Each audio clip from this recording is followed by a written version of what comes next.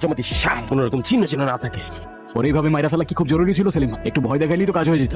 না পারতে ছালাই মারার আগে ইস্তাদ বসে থেকে গেছে। ওর বাসায় একটা ল্যাপটপ আছে, ওই ল্যাপটপ আমাদের এই ফ্যাক্টরি ইনশা আর আমাকে নিয়ে একটা লিস্ট আছে। ওইটা যদি আইজি হাতে পড়ে আমাকে এই কোটি টাকার সাম্রাজ্য সবাই চুলির আগুনে ভাই মিলে যাইব। বাস্তালি তো ল্যাপটপটা নিয়ে আসতে হবে। শুধু ল্যাপটপ না, জাহিদের ছায়া যেই কয়টা শেষ করে দিচ্ছে। আর ওর বাড়িতে যারা যাচ্ছে হিসেবে কাউগুলো রাখা যাবে না। Finish everyone. বস আমি যাই, 1 ঘন্টার মধ্যে সব ফিনিশ করে দিয়ে আসবো। কারে গোল্ডি, এটা তোর কাজ না। রুদ্র তুই যা। এই সবাই গান হাইড করো, এখানেই দাঁড়ো, এদিকে আইসো না।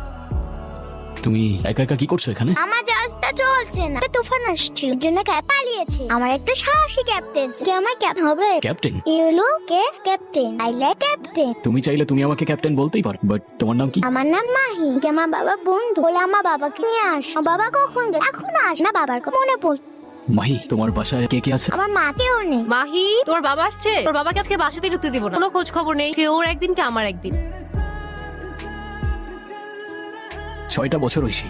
6টা বছর আমরা একসাথে ছিলাম। কত দেওয়া কথা ছিল, কত স্বপ্ন ছিল, আর তুমি বলছো আজকে এখানে সবকিছু শেষ। Is it a joke? সবকিছুকে বারবার এক্সপ্লেন করে বলতেই হবে? ওর মাইন্ডসেটই তোমার জীবনের সবচেয়ে বড় শত্রু। সারাদিন ইলিগাল কাজ, মারামাটা একটা মানুষের সাথে ফেরা, এসব কি একটা নর্মাল লাইফ? মানুষের লাইফে কত গোল থাকে, ডক্টর হতে চায়, কেউ ইঞ্জিনিয়ার, কেউ অ্যাক্টর, কেউ বা অন্য কিছু। কিন্তু ড্রাগস নিয়ে বিশাল কার গোল থাকে? এই একভাবে কি দুনিয়াতে বড় হওয়া যায়? কোনো উপায় নাই। শোনো ঐশী, এই দুনিয়াতে কে কিভাবে বড় হয় সেইটা আসল ম্যাটার না। এই দুনিয়া বড় হওয়াটাই আসল ম্যাটার। হসপিটালের বেডে যখন কেউ মৃত্যুর সাথে লড়াই করছে, টাকার নোটে এইটা লেখা থাকে না কোত্থেকে আসছে। কেউ জিজ্ঞাসা করে না সেটা অবৈধ না পরিশ্রমের টাকা। টাকাটা আসছে কি আসে না, সেইটাই আসল ম্যাটার। এই সিম্পল জিনিসটা তুমি কেন বুঝতে পারতেছো? টাকা থাকলে দুনিয়া তোমার পায়ের নিচে, না থাকলে সেই দুনিয়ার সামনে জাস্ট জিরো। টাকা দিয়ে তুমি সব কিনতে পারবে, শান্তি কিনতে পারবে, আর এটা তুমি একদিন ঠিকই বুঝতে পারবে। আমি আর এসবের মধ্যে নেই। আর আগেই তো বললাম আমার বিয়ে ঠিক হয়ে গেছে। ছেলেটাকে?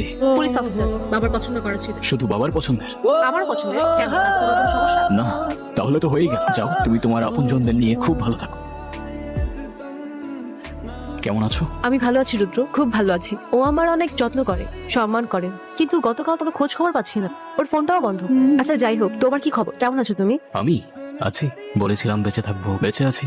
আচ্ছা হঠাৎ এত বছর পর কি মনে করে? শোনো ঐশী, সময় নষ্ট করার মতো সময় এখন একদমই নেই। আমি তোমাকে সরাসরি সবকিছু বুঝিয়ে বলি। তোমার হাজবেন্ড এমন কিছু মানুষের এগেইনস্ট রিপোর্ট তৈরি করেছে যেটার কারণে তোমাদের লাইফের থ্রেট আছে। আর ওই রিপোর্টটা এই মুহূর্তে হাজবেন্ডের ল্যাপটপে আছে। তোমাদেরকে বাঁচাতে হলে আমার ওই ল্যাপটপটা নিয়ে যেতে হবে ঐশী। এখন তুমি গিয়ে তোমার ল্যাপটপটা খুঁজে বের করো, সেটাই না আমাকে দাও। আর বাকিটা আমি সামলে। আমি কথা দিচ্ছি তোমার আর তোমার মেয়ের কোনো ক্ষতি হবে না। এত বছর পর তুমি আমার জীবনে অভিশাপ হয়ে এসেছো। তুমি কি আমাকে থ্রেট দিতে এসেছো? আমার হাজবেন্ড একজন সৎ পুলিশ, যদি জানে তোমার কথা কি অবস্থা হবে তুমি জানো? আমি ওই ল্যাপটপটা নিয়ে গিয়ে তোমরা সেফ থাকবে। ল্যাপটপটা নিয়ে যেতে এসে যেন আমার পরিবর্তে অন্য কেউ এসে আমাদের কোনো ক্ষতি করতে না পারে। তুমি চুপ থাকো। তোমাদের মতো মানুষদের জেলে থাকা উচিত। ল্যাপটপটা কই নিয়ে আসছিস? ওই বাসায় কোনো ল্যাপটপ নাই। পুরো বাসা খুঁজে দেখছি আমি। জাহিদের রিপোর্টের ব্যাপার কোনো ভুল ইনফরমেশন হতে পারে। রিপোর্ট নাই। আর ওর পরিবারের কাউরে জীবিত রাখা যাবে না। শুধুমাত্র আছে ওর ওয়াইফ আর একটা ছোট্ট মেয়ে বাচ্চা। ওরা আমাদের জন্য থ্রেট কিভাবে হতে পারে? ওদের এই ফ্যাক্টরির ব্যাপারে কোনো আইডিয়া, শুধু রক্ত ঝরাই কি লাভ বলেন? উনি মিথ্যা বলতেছে।